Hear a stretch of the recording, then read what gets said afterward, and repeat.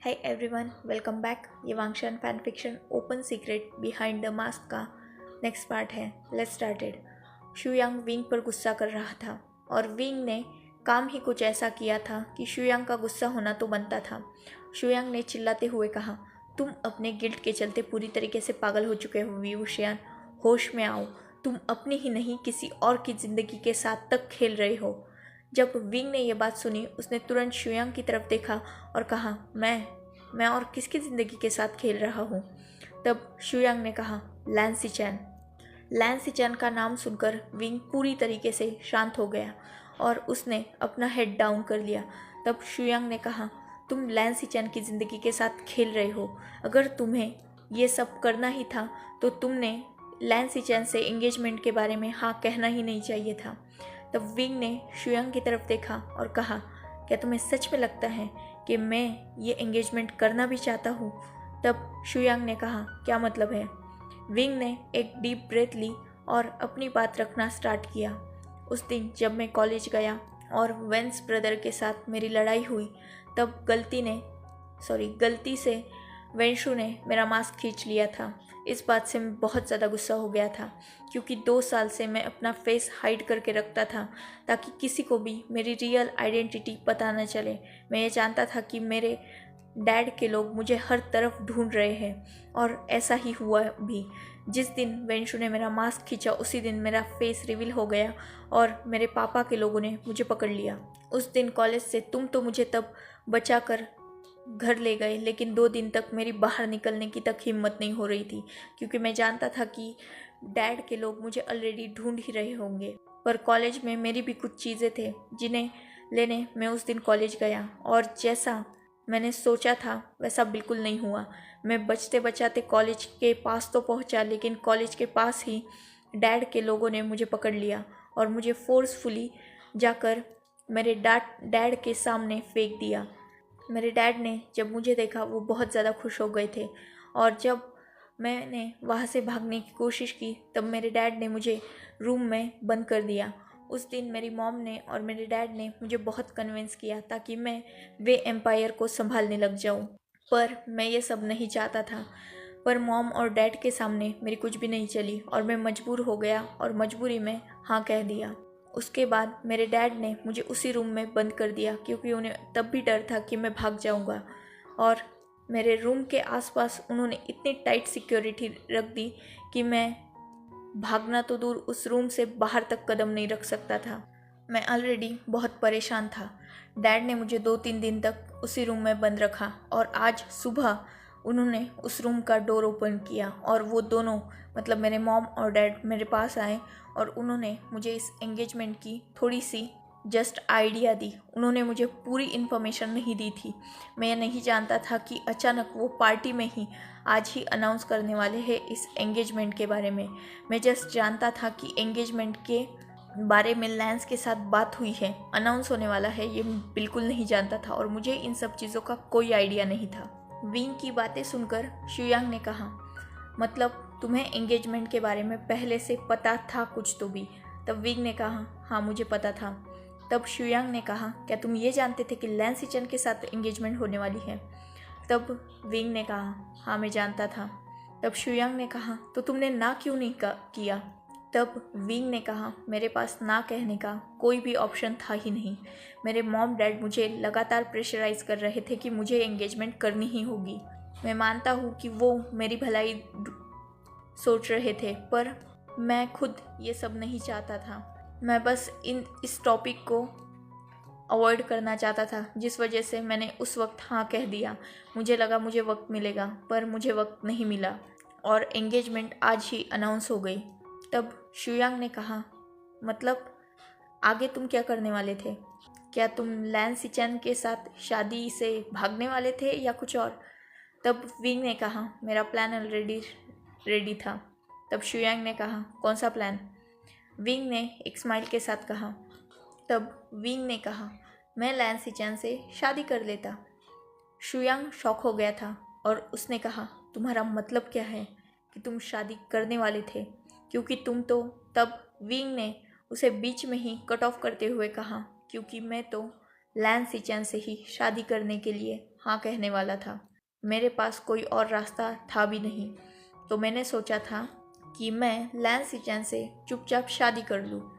तब शुयांग ने कहा, तुम आखिर करना क्या चाहते थे? विंग ने बहुत केयरलेसली शुयांग से कहा, अगर शादी के फर्स्ट नाइट ही मैं किसी और के साथ पकड़ा जाता तो वैसे भी ये शादी उसी दिन टूट जाती। शुयांग ये सुनकर शॉक हो गया था और वो विंग की तरफ अपनी आंखें फाड़ कर देख रहा था। विंग ने एक स्माइल के साथ कहा, यू आर राइट, तुम जो सोच रहे हो मैं वही करने वाला था। लैंस जिंदगी में सिर्फ एक ही बार प्यार करते हैं।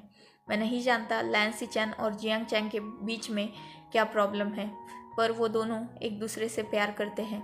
दोनों के दोनों बेवकूफ़ है, एक दूसरे को अपनी फीलिंग्स बताते नहीं, और इसी वजह से मैं इन चक्करों में फंस गया। तो इन सब चीज़ों से बाहर निकलने का मेरे पास यही एक रास्ता था। मैं खुद को ही गलत साबित कर देता पूरे दुनिया के सामने। ऐसे ही वो शादी टूट जाती और मैं फ्री हो जाता और लैंस सिचेन को भी चांस मिलता जाता अपने प्यार के लिए स्टैंड लेने का। तब शुयांग ने एक स्माइल की और कहा, तुम लैंस सिचेन को चांस देना चाहते थे या लान वांगजी से चांस छीनना चाहते थे? विंग ने शुयांग की तरफ देखा और कहा, क्या मतलब? तब शुयांग ने कहा, 2 साल पहले लैंस सिचेन को तुमने जब बचाया था तब तुम उस हॉस्पिटल में लान वांगजी से भी तो मिले थे ना? तब विंग ने कहा, हाँ मिला था। तो तब शुयांग ने कहा, तुम लान वांगजी से लगभग हर रोज़ मिलते थे।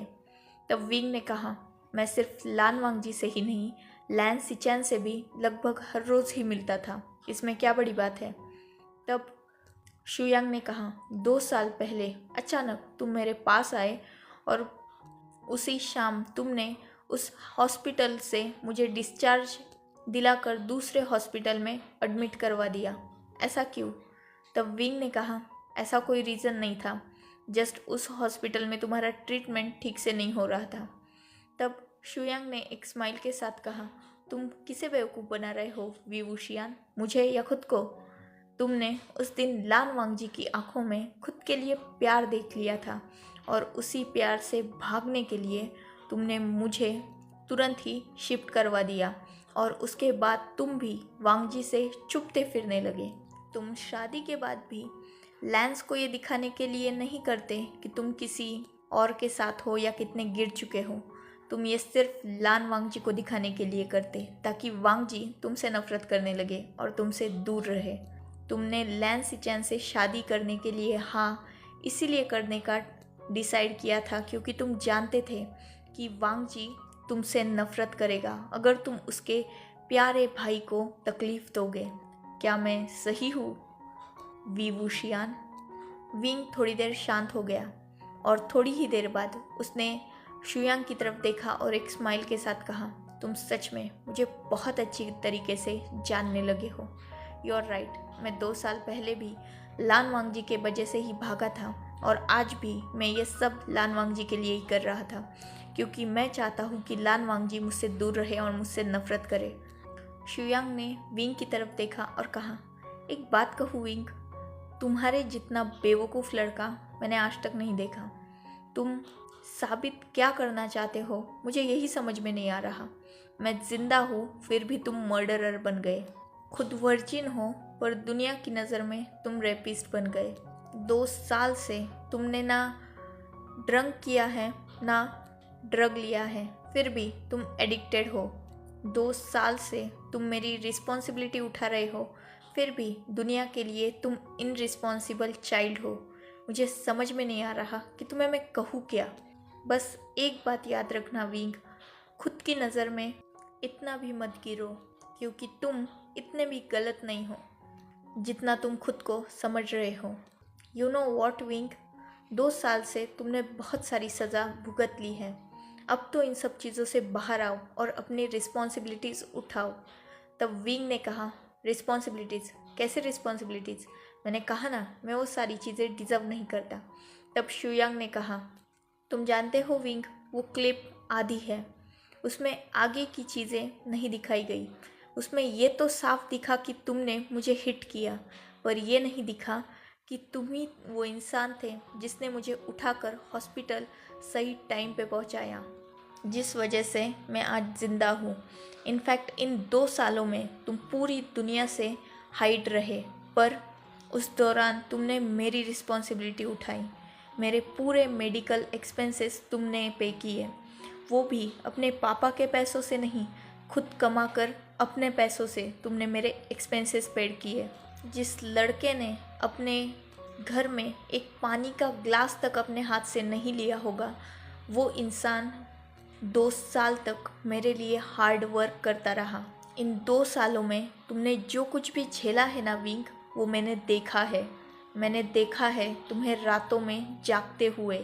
2 दिन तक तुम खाना नहीं खाते थे, भूखे रहते थे सिर्फ मेरे लिए। मेरे मेडिकल एक्सपेंस पे करने के लिए तुमने कितने जॉब्स किए, पार्ट टाइम वर्क्स किए। जो लड़का पढ़ाई से नफ़रत करता था, उसने सिर्फ मेरे लिए स्कॉलरशिप हासिल की, उसे बरकरार रखा। कॉलेज में हमेशा टॉप किया तुमने, सिर्फ मेरे लिए। तुम कह रहे हो कि तुम वो रिस्पॉन्सिबिलिटी नहीं उठा सकते क्योंकि वो तुम्हारी नहीं है, पर मैं आज कह सकता हूँ कि तुम वो रिस्पॉन्सिबिलिटी उठा सकते हो, क्योंकि तुमने 2 साल तक मेरी रिस्पॉन्सिबिलिटी उठाई, मेरा ख्याल रखा।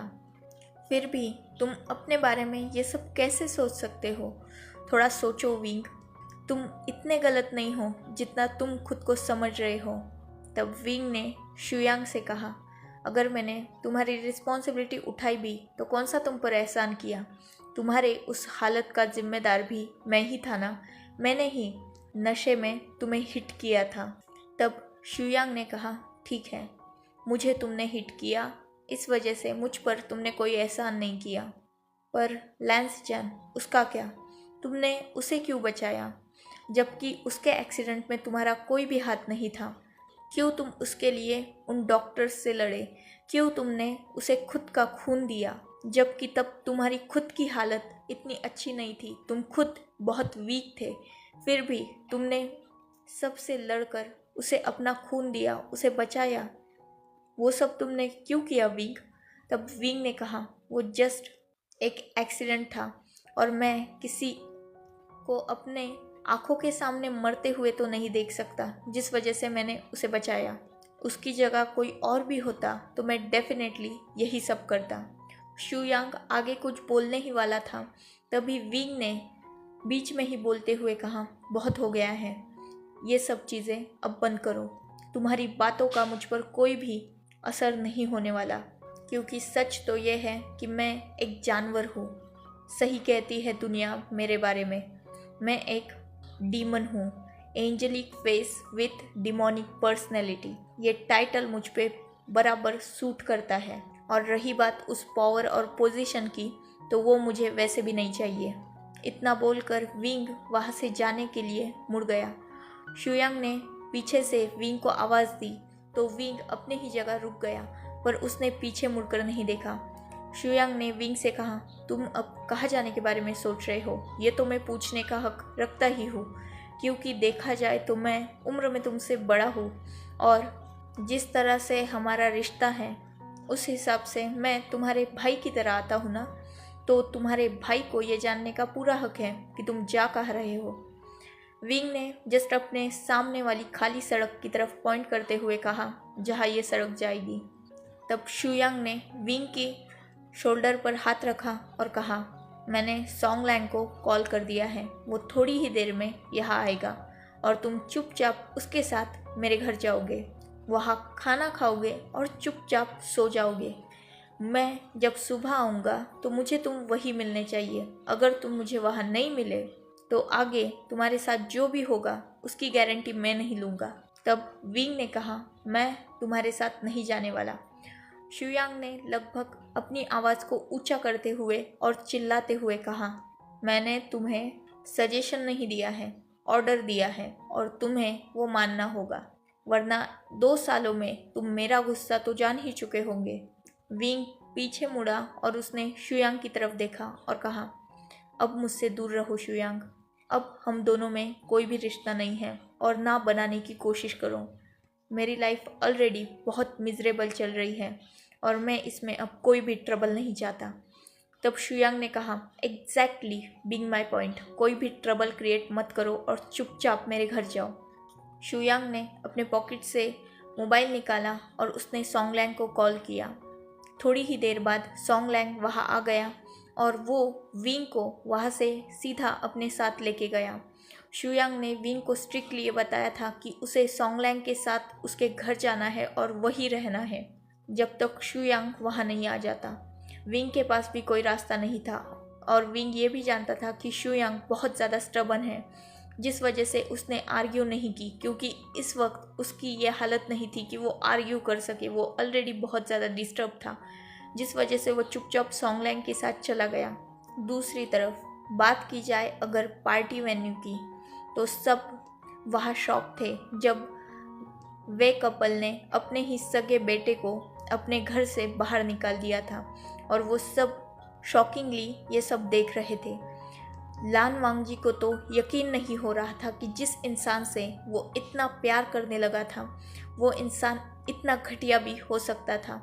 लैन सिचैन तो शॉक थे, क्योंकि वो भी अपने एंजल की बहुत ज़्यादा रिस्पेक्ट करते थे, क्योंकि उसी एंजल ने तो उन्हें बचाया था, उनकी जान बचाई थी।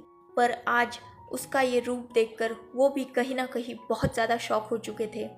लैन कपल को रिग्रेट हो रहा था कि उन्होंने बिना किसी जांच पड़ताल के अपने बेटे के साथ एक ऐसे इंसान को बांधने की कोशिश की जो शायद उनके बेटे को डिज़र्व भी नहीं करता।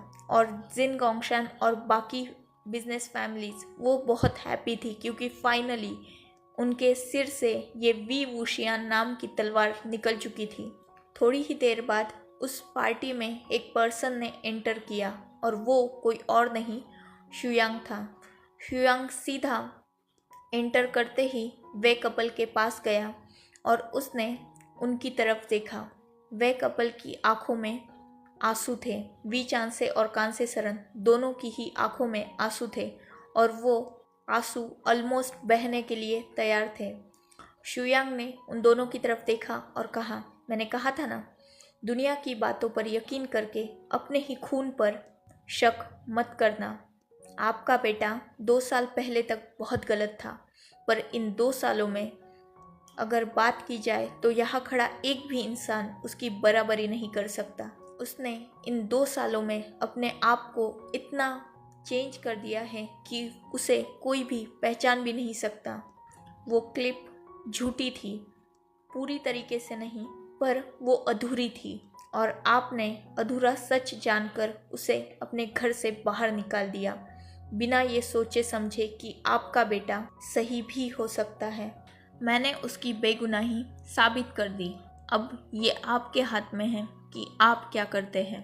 एक बात मैं आप दोनों को बताना चाहूँगा, विंग पहले गलत था पर आज वो गलत नहीं है। ये सब इन सब लोगों की साजिश है ताकि विंग वी कॉरपोरेशन का रिस्पॉन्सिबिलिटी ना उठा पाए। विंग पर जो इल्ज़ाम लगे हैं वो सब झूठे हैं। वो मर्डरर नहीं है, क्योंकि मैं ज़िंदा हूँ और मुझे बचाने वाला है भी वही है। माना वो पहले लड़कों और लड़कियों के साथ फ्लर्ट करता था, पर वो खुद वर्जिन है, उसने किसी को भी यूज़ नहीं किया। वो पहले ड्रग लेता था, ड्रिंक करता था, पर इन 2 सालों में उसने ड्रग और वाइन को हाथ तक नहीं लगाया है। मैं 2 साल तक उसके साथ रहा हूँ, उसे जान चुका हूँ, पहचान चुका हूँ। माना वो पहले अय्याश किस्म का था, बहुत बिगड़ेल था, पर आज वो ऐसा नहीं है। और एक लास्ट बात, वो खुद ही बहुत टूट चुका है। इस वक्त उसे आप लोगों के सपोर्ट की और प्यार की ज़रूरत है, क्योंकि वो खुद ही खुद की नज़रों में गिर चुका है। अगर इस वक्त आप लोग भी उसे अकेला छोड़ देंगे तो वो पूरी तरीके से टूट जाएगा, बिखर जाएगा, खुद को बर्बाद कर लेगा। सो प्लीज़ उसके बारे में सोचिए अंकल आंटी। इतना बोलकर शुयांग वहाँ से जाने के लिए मुड़ जाता है। एक्चुअली एक छोटा सा फ्लैशबैक है।